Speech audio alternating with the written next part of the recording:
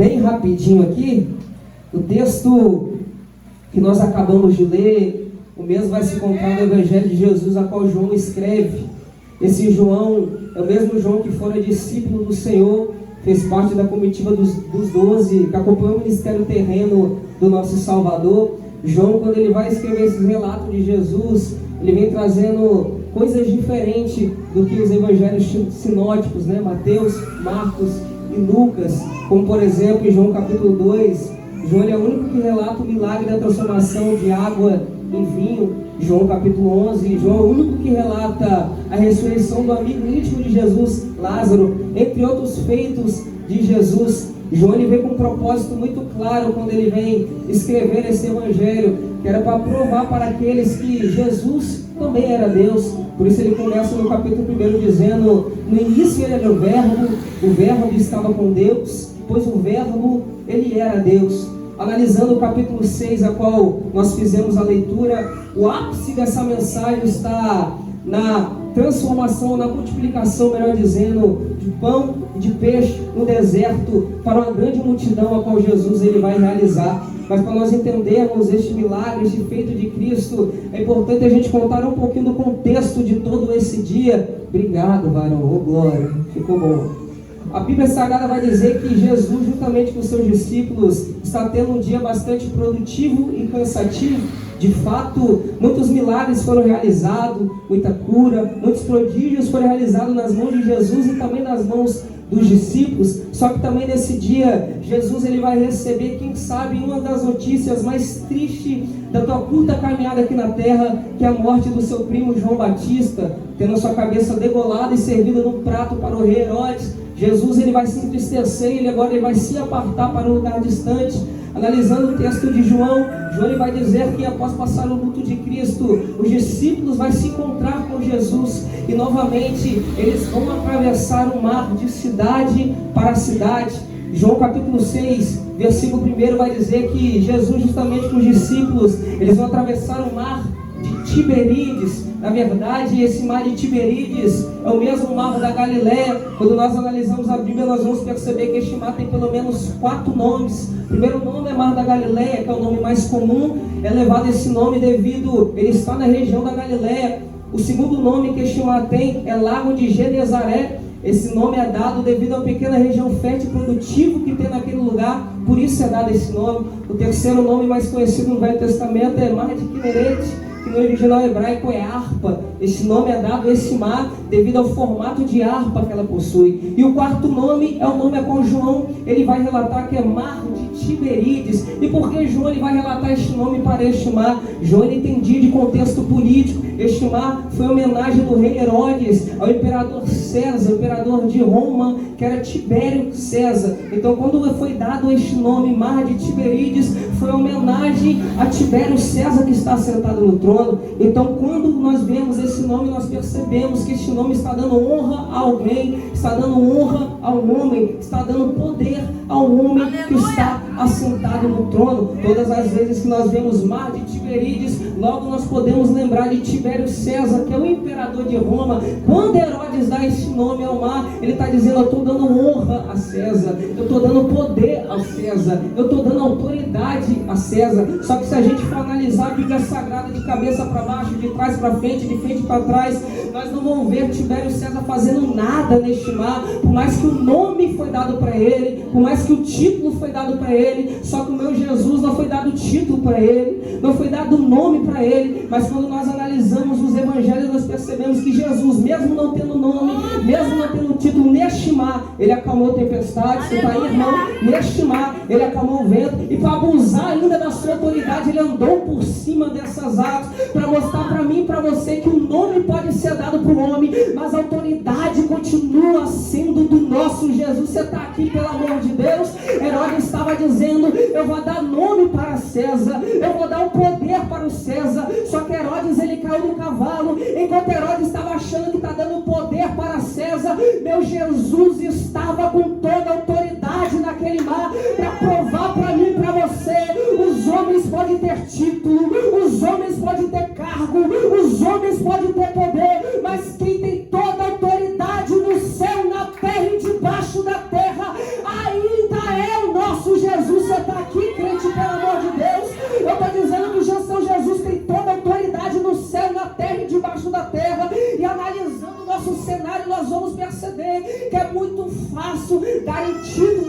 homens. Se você olhar em cada rua, em cada esquina, cada rua é dada nome a alguém, cada rua tem nome de alguém. Se você for olhar, por exemplo, na sua empresa, você vai ver que lá na porta provavelmente tem nome de alguém, tem nome do gerente, tem nome do supervisor, porque o homem adora dar títulos para outro homem. Só que independente dos títulos que os homens possuem, a autoridade continua sendo do nosso Jesus. É Ele que comanda, é Ele que manda, é Ele que domina, é Ele que faz, é Ele que realiza. Gabriel, aonde está isso na Bíblia? Analisando Mateus capítulo 28, olha o que Jesus vai dizer: foi-me dado todo o poder no céu, na terra e debaixo da terra. Olha o que o salmista no capítulo 22 vai dizer: pois do Senhor é o reino e Ele governa as nações. A autoridade é do nosso Jesus. O título do homem não tira a autoridade do nosso Jesus. O cargo do homem não tira a autoridade do nosso Jesus. Ele tem autoridade no céu, na terra e debaixo da terra. Gabriel, aplica para a minha vida, aplica agora. O homem pode ter título, o homem ele pode ter cargo, o homem pode até tentar que manda, mas quem comanda a tua história, quem comanda a tua vida, quem comanda a tua trajetória é o Todo-Poderoso, que tem toda a autoridade. Quem domina a tua vida não é o governo, quem domina a tua vida não é o presidente, quem domina a tua vida não é os homens que estão no poder. Quem tem todo o controle da tua vida é o nosso Senhor Jesus. Você crê nessa palavra? Você crê que Deus ele tem todo o domínio? Você crê que Jesus ele tem toda a autoridade? Você quer que Jesus ele tem controle no céu, na terra e debaixo da terra? E a pergunta que eu vou fazer é: você está preocupado com o quê? Você está com dúvida por quê? Você está coçando a cabeça por quê? Por que essa preocupação? Se Deus ele tem toda a autoridade, se Deus ele tem todo o poder, e até onde eu sei, não há nada impossível para esse Deus. Por que você ainda está duvidando? Por que você ainda não está crendo? Deus está dizendo: eu tenho toda a autoridade na tua vida.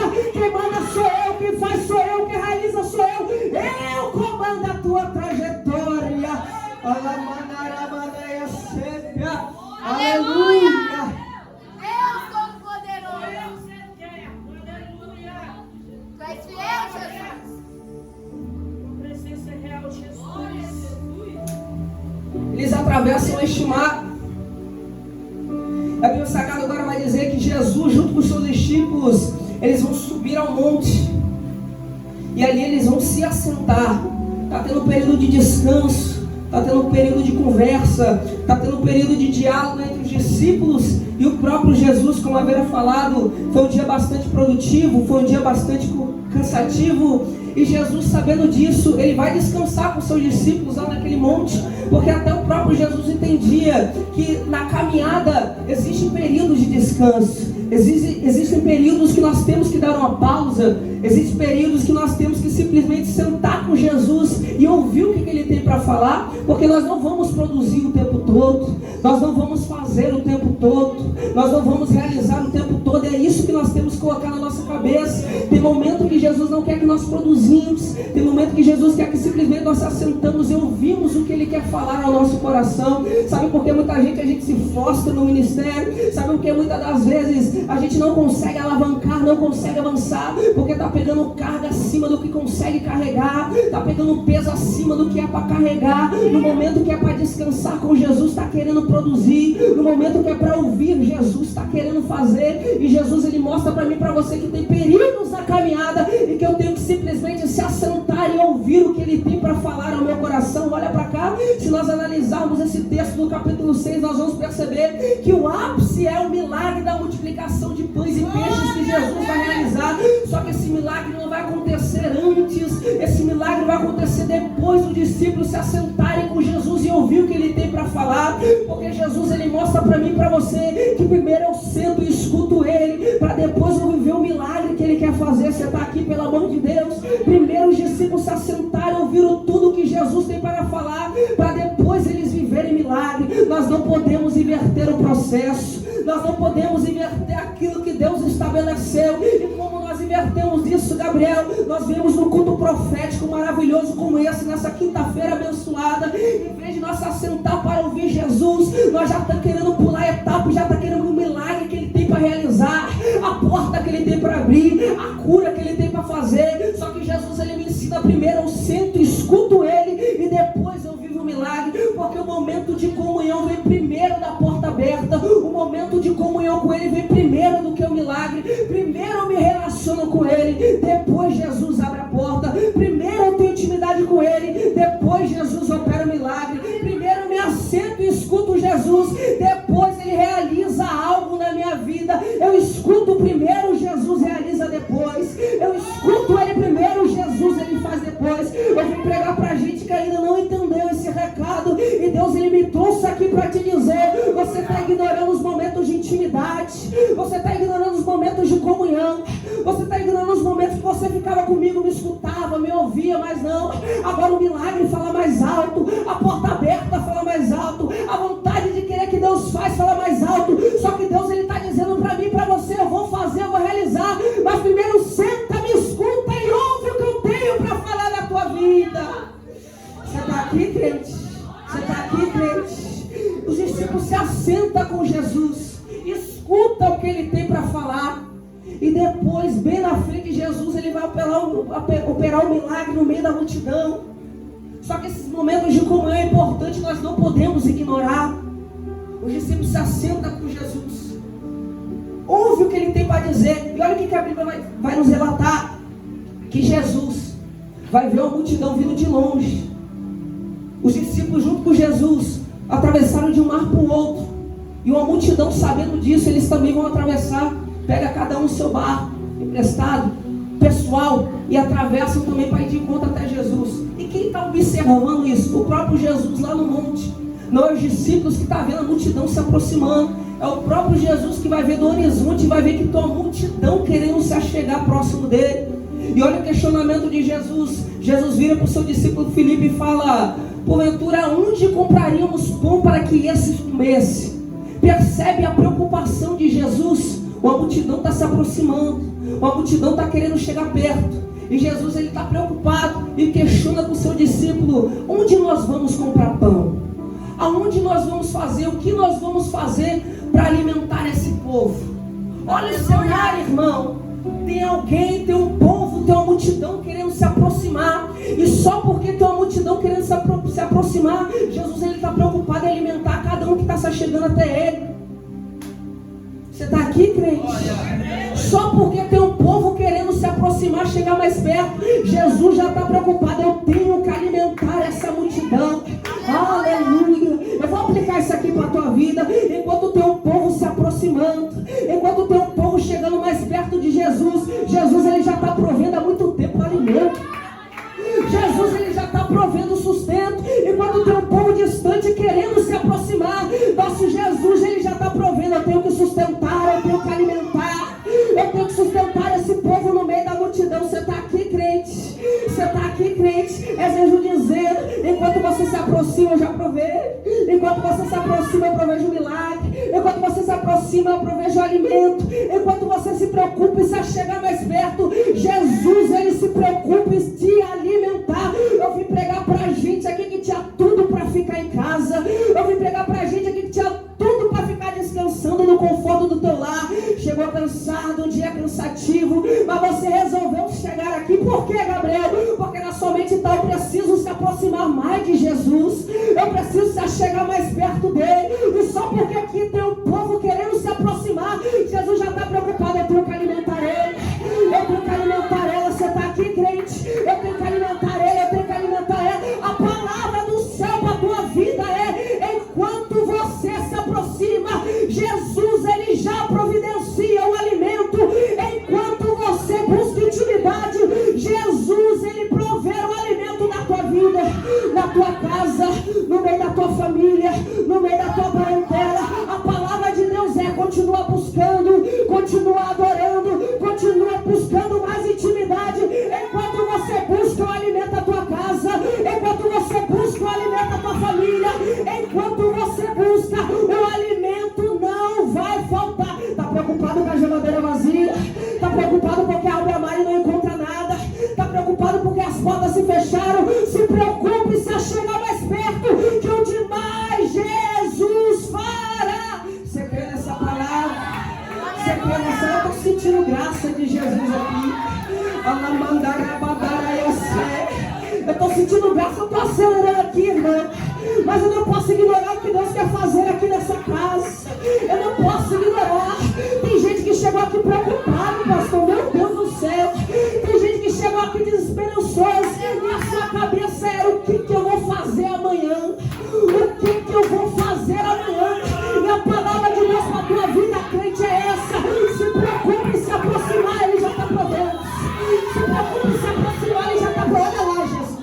Olha lá, Jesus. Tem sustento do céu descendo na casa. Pega. Tem sustento do céu descendo na casa. Pega, crente. Pega, crente. A sua casa não vai cair.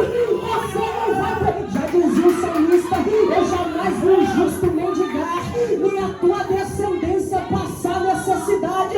Jesus é o Jesus que provê. Jesus é o Jesus que dá sustento. Se aproxima, chega mais perto. Ele está sustentando. Está sustentando. Está sustentando. O mistério de Jeová está sustentando. Está sustentando.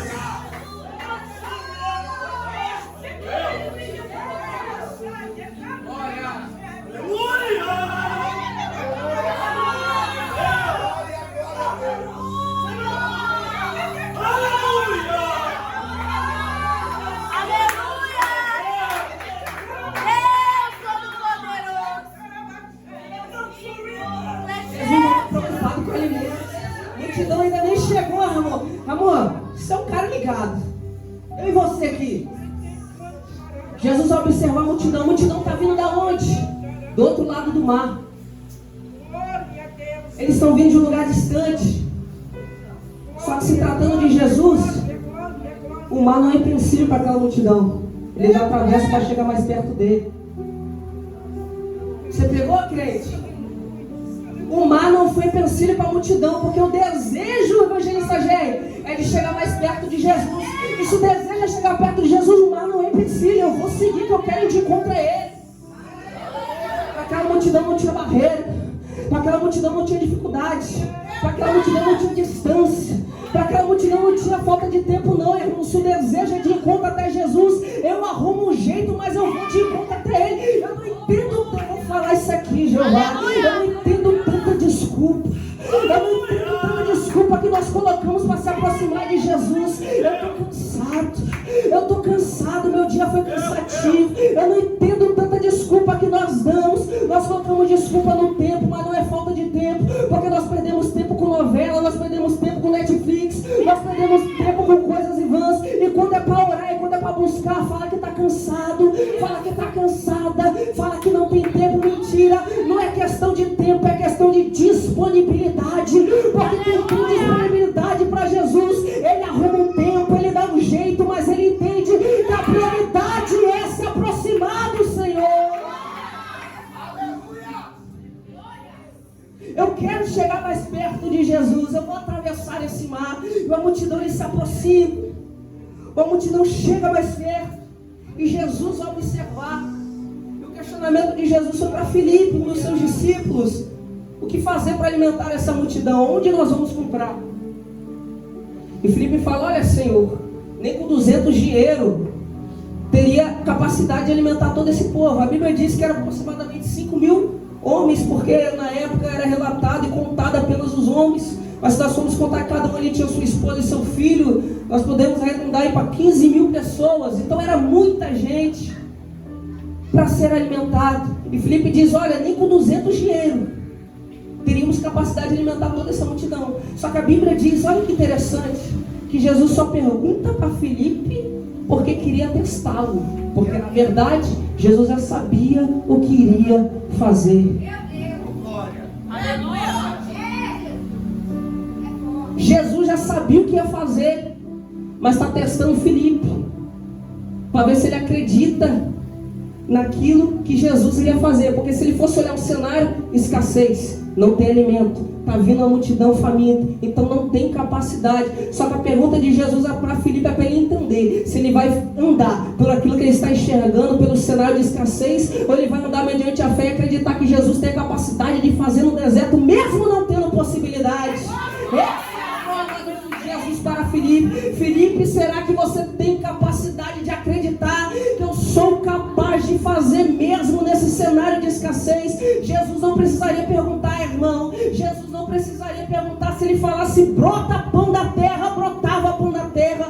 Só que Jesus, muitas das vezes, ele prova a nossa fé. É só você olhar no livro de Ezequiel, você vai perceber que Deus, ele faz a mesma coisa com Ezequiel quando mesmo é levado para o vale de ossos secos. Deus, ele vai dizer a Ezequiel: porventura poderão viver esses ossos, Ezequiel? Será que Deus não sabia que ele tinha capacidade de reviver os ossos? Claro que sabia, irmão. Só que ele estava testando Ezequiel, porque Ezequiel estava vendo cenário de escassez, cenário de sequidão, ossos sequíssimos, impossível algo acontecer. Só que Deus, ele estava testando Ezequiel para ver se Ezequiel tinha capacidade de acreditar, mesmo que o cenário estava dizendo ao contrário. Jesus vai fazer a mesma coisa para Filipe: Filipe, eu sei que o cenário é de escassez, eu sei que o cenário não tem nada como possa fazer você acreditar, mas será que você tem capacidade de exercer a tua fé, mesmo que seus olhos não estão contemplando algo que possa acontecer? Será que você consegue exercer a tua fé, Filipe, mesmo quando você olha e não enxerga nada, mesmo quando você olha e não vê provisão, mesmo quando você olha e não vê porta aberta, mesmo quando você olha só vê escassez? Será que você tem a capacidade de acreditar?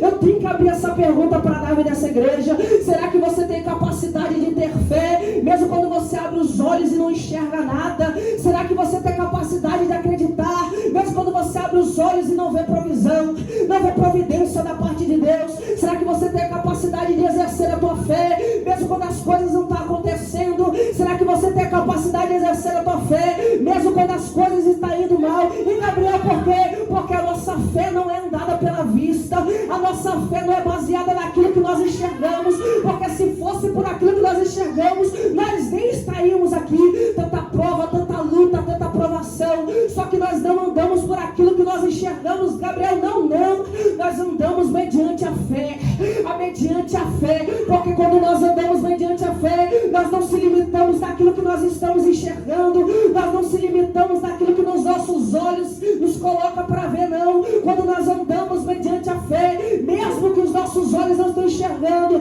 nós acreditamos que algo sobrenatural vai acontecer da parte de Deus.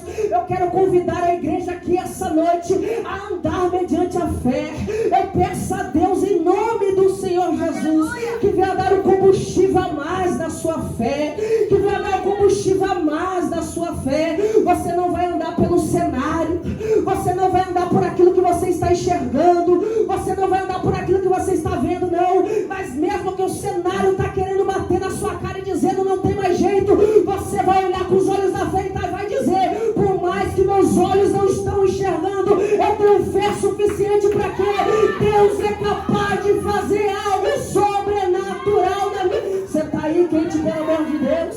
Você está aí, pelo amor de Deus? Ajuda o pregador, fala para esse irmão, hein? Exerce a tua fé. Isso, exerce a tua fé, irmão. Nós estamos numa noite profética, irmão, e a tua fé é fundamental para algo sobrenatural acontecer na tua casa, para algo sobrenatural acontecer na tua família, irmão. Porque quando nós andamos mediante a fé, nós não andamos de acordo com o mundo natural, mas o mundo sobrenatural se abre diante dos nossos olhos. O mundo sobrenatural se abre diante dos nossos olhos, e Deus está dizendo: caminha mediante a fé, caminha mediante a sua fé. Aleluia, Jesus. Aleluia.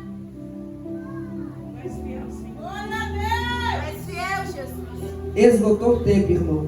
Meu Deus. Outra oportunidade eu continuo essa mensagem em nome do Senhor Jesus. Olha para cá.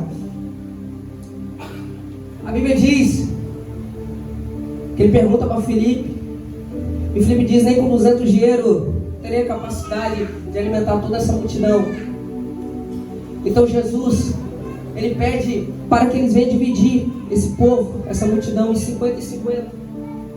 E aí, quando cada um está se assentando, a Bíblia diz que agora um dos discípulos, André, vai dizer: olha, Senhor, tem um menino aqui que ele tem 5 pães e 2 peixinhos. Serve. Então eles vão entregar a Jesus. Só que olha que interessante, olha as duas visões que vai ter. Primeiro, Filipe Porque Filipe, ele vai dizer que não teria dinheiro para sustentá-lo, ou seja, ele está visando os recursos que ele tem. Não tem um recurso, é escasso, não tem capacidade de acontecer nada. Só que um menino se apresentou dizendo: olha, tenho 5 pães e 2 peixinhos. É pouco para a multidão? É, mas é o que ele tem, eu vou oferecer a Jesus. Porque muitas das vezes não é quantidade, é aquilo que você está disposto a oferecer, é aquilo que você está disposto a entregar. Mas não vou cavar isso aqui não. E quando ele entrega os pães e peixes para Jesus, Jesus ele ora. E quando ele ora, a Bíblia Sagrada vai dizer que agora Jesus ele vai dar para os seus discípulos esses pães, esses peixes, e vai pedir para entregar a cada um da multidão. Você pode se colocar de pé? Aleluia. Glória a Deus. Jesus ele vai orar pelos pães e peixes. E agora ele vai pedir para que esses pães e peixes venham ser entregados para essa multidão. Quem vai entregar? Jesus? Não. Olha o processo. Jesus para os discípulos. Dos discípulos para a multidão. Repetindo. De Jesus para os discípulos.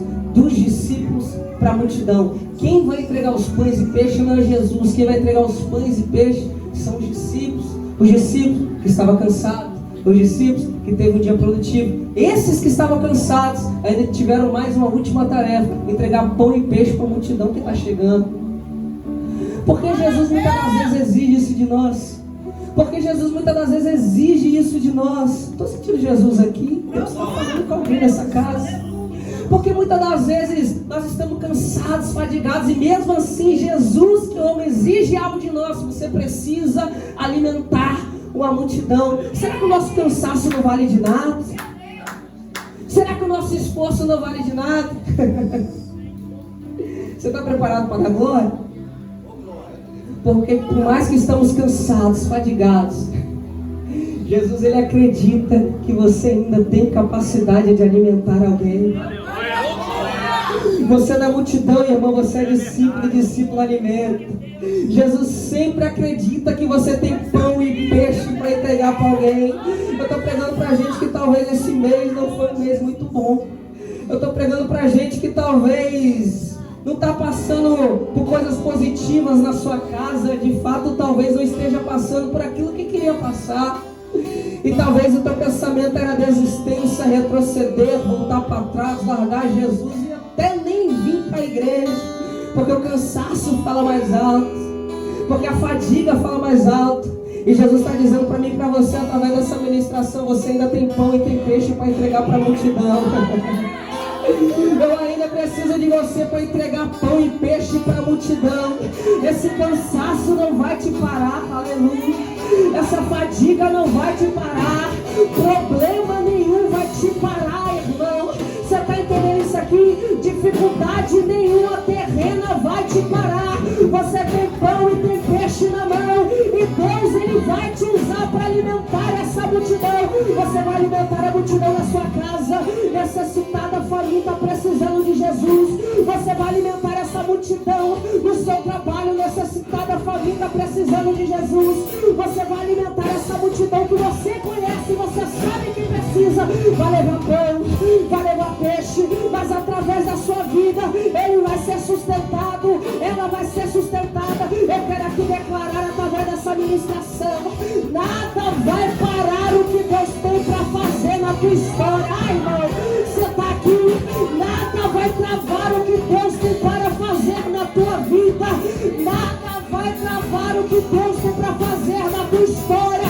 Levanta suas mãos assim como ato profético. Isso, levanta suas mãos. Está vendo essas suas mãos aí?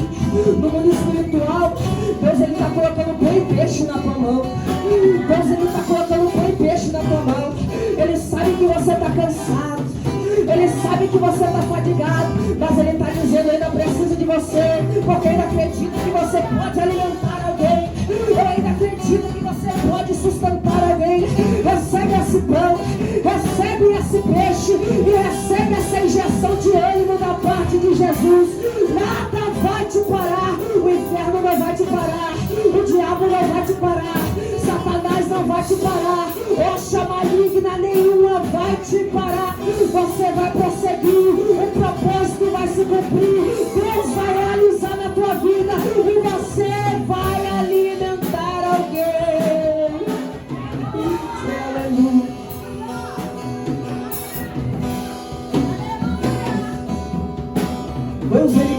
algo na tua história. Deus está dizendo: eu estou colocando pão e peixe na tua mão. Vem cá que eu te ensino a usar eles, que através da sua vida pessoas vão ser alimentadas. Eu quero aqui, por intermédio dessa menção, perguntar: será que tem alguém aqui que deseja vir aqui confessar Jesus como